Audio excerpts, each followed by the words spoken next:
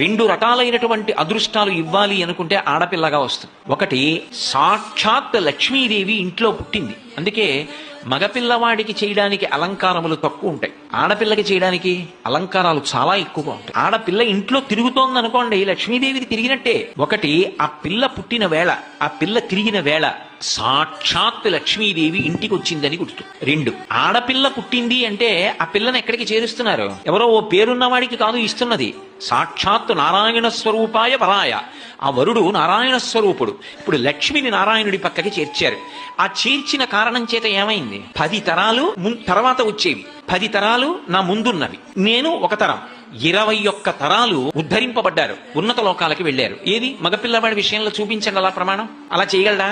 సాధ్యం కాదు. అమ్మవారు అనుగ్రహిస్తే ఆ తల్లి వీళ్ళని నేను విశేషమైనటువంటి ఫలితము చేత సత్కరించాలనుకుంటున్నాను అనుకుంటే ఆడపిల్లగా వస్తుంది.